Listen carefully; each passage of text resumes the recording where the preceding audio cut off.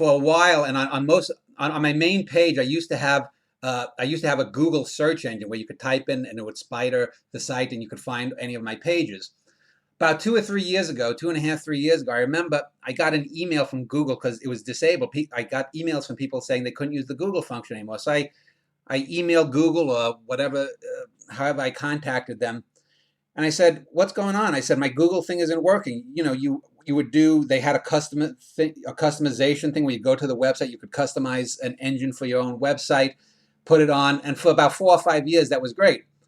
Well, they said to me, "Well, Google, since Google, was at that time, I guess, trying to maximize profitability or whatnot, they said depending on how many what do you call how many times people Google something on my website, how many references or referrals, I think it was the term, is sent per month, I would have to pay." I'm like, "You want me to pay to send you customers?" They said that in any given month, there were over 100,000 Google searches on Cosmoetica.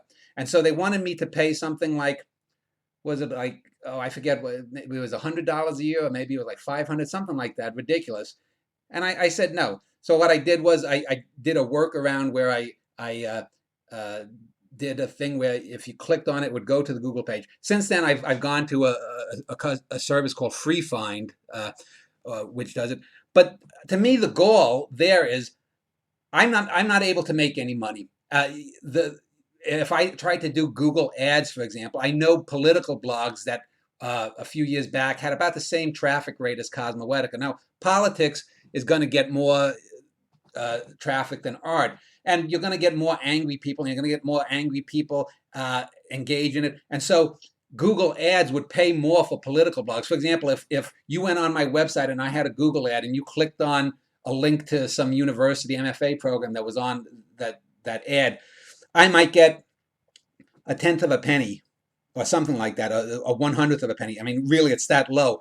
A political blog might get half a penny because political blogs are considered to have a viewership or a readership that is more inclined to spend money. Artists are dirt poor and they're starving and they're not going to pay. So art blogs or art websites are basically the bottom of the barrel in terms of money making.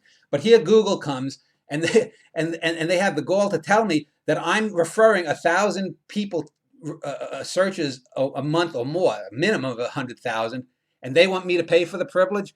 I mean, that was ridiculous. This is one of these things where it's just ridiculous. And Google tries to, portray itself as a great corporate difference maker, different from all the other corporations. It's a load of absolute garbage, of course, because they're just as bad. They help China censor material instead of standing up for freedom of thought.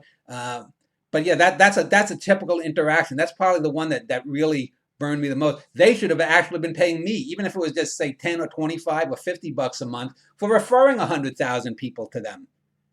I mean, literally, they wanted me to pay for the privilege of making them money. It was insane.